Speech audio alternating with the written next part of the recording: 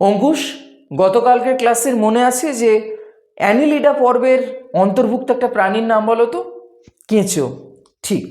আচ্ছা সরমা, তুমি আমায় বলো যে আর্থ্রোপোডা পর্বের অন্তর্ভুক্ত একটা প্রাণীর নাম কি হবে? আরশোলা।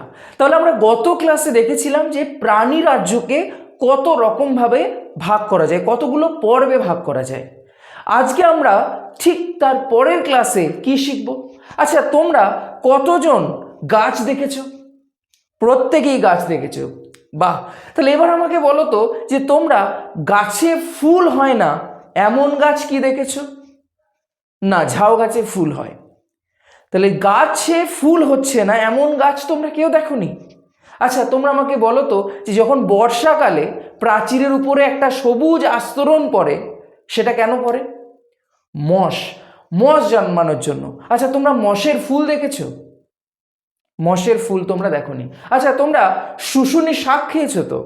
সেই শুশুনি শাকের ফুল দেখেছো? না, তুমি যেটা হলুদ রঙের হয় বলছো সেটা কিন্তু ফুল নয়। সুতরাং আমরা যে প্রকৃতিতে এত রকমের গাছ রয়েছে, সেই সমস্ত রকমের গাছ সম্পর্কে আজকের ক্লাসে আমরা জানব।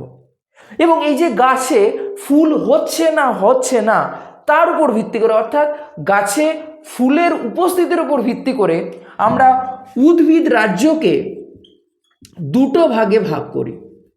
তাহলে আমরা দেখতে পাচ্ছি যে পৃথিবীতে বিভিন্ন রকমের গাছ রয়েছে। এবার সেই গাছে ফুল ফোটে নাকি ফোটে না তার উপর ভিত্তি করে উদ্ভিদ রাজ্যকে আমরা দুই ভাগে ভাগ করি। একটিকে বলে সপুষ্পক এবং আরেকটিকে বলে অপুষ্পক।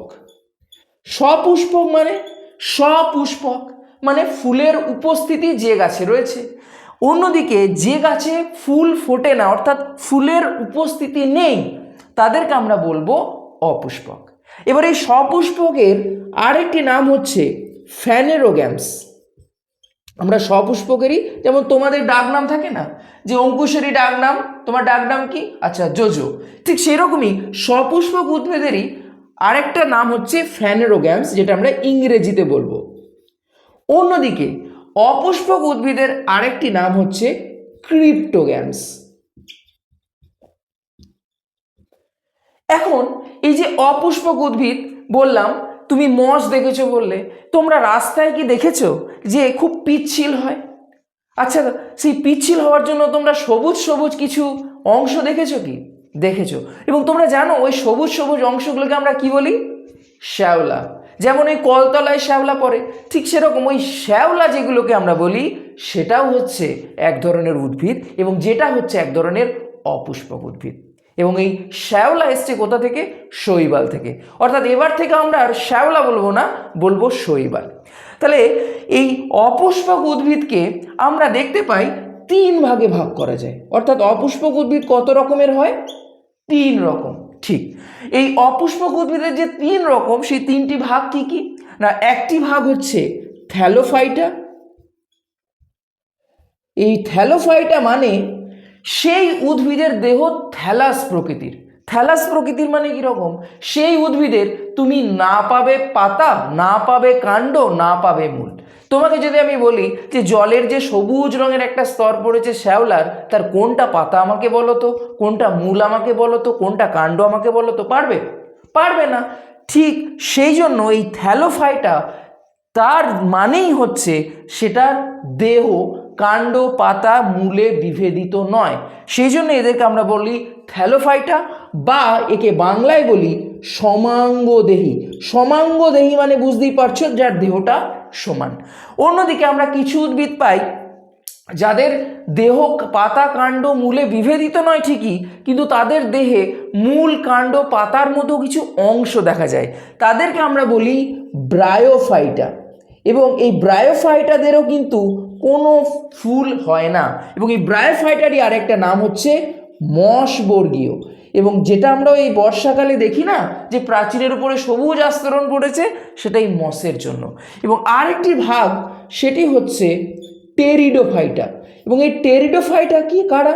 না, টেরিডোফাইটা হচ্ছে সেই সমস্ত উদ্ভিদ যারা অপুষ্পক উদ্ভিদ, কিন্তু তাদের দেহ পাতা কাণ্ড এবং মূলে বিভেদিত।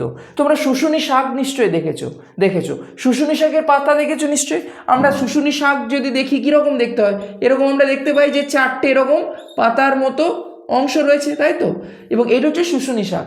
যদি দেখো যে এরকম 3টে অংশ রয়েছে, সেটা কিন্তু শুশুনি শাক বলে খেয়ে নিও না, সেটি হচ্ছে আমরুল। ঠিক আছে, তো শুশুনি শাকের পাতা কটা? 4টে। এবং শুশুনি শাক তাহলে কোন ধরনের উদ্ভিদ? টেরিডোফাইটা। কেন টেরিডোফাইটা? তার কারণ হচ্ছে সেই উদ্ভিদে ফুল হয় না, সেটি হচ্ছে টেরিডোফাইটা এবং তার দেহ মূল কাণ্ড পাতায় বিভেদিত। অর্থাৎ আমরা অপুষ্পক উদ্ভিদকে 3টে প্রধান ভাগে ভাগ করলাম, যেখানে থ্যালোফাইটা দেখলাম সমাঙ্গদেহী, যার দেহ মূল কাণ্ড পাতায় বিভেদিত নয়। অন্যদিকে ব্রায়োফাইটা দেখলাম যাদের দেহ মূল কাণ্ড পাতা বিভেদিত নয় ঠিকই, কিন্তু তাদের দেহে মূল কাণ্ড পাতার ন্যায় অংশ থাকে। এবং তোমরা জানো এই যে মূল কাণ্ড পাতার ন্যায় এদের অংশ থাকে, তাদেরকে কি বলে? যখন মূলের মতো অংশ পাবো আমরা এই ব্রায়োফাইটার ক্ষেত্রে, মূল নয় কিন্তু মূলের মতো অংশ, তখন তাকে আমরা বলি রাইজয়েড। অন্যদিকে যদি কাণ্ডের মতো অংশ পাই, কাণ্ড নয় কিন্তু প্রকৃত কাণ্ড নয়, যদি কাণ্ডের মতো অংশ পাই তখন তাকে আমরা বলবো কলিড। অন্যদিকে যদি পাতার ন্যায় অংশ থাকে তাকে আমরা বলি ফাইলয়েড। সুতরাং বুঝতেই পারছো এরা কিন্তু প্রকৃত পাতা, প্রকৃত কাণ্ড এবং প্রকৃত মূল নয়। আমরা প্রকৃত পাতা পাবো কোথায়? টেরিডোফাইটায়। প্রকৃত মূল পাবো কোথায়? টেরিডোফাইটায়। প্রকৃত পাতা পাবো, মূল পাবো এবং কাণ্ড পাবো প্রথম টেরিডোফাইটায়।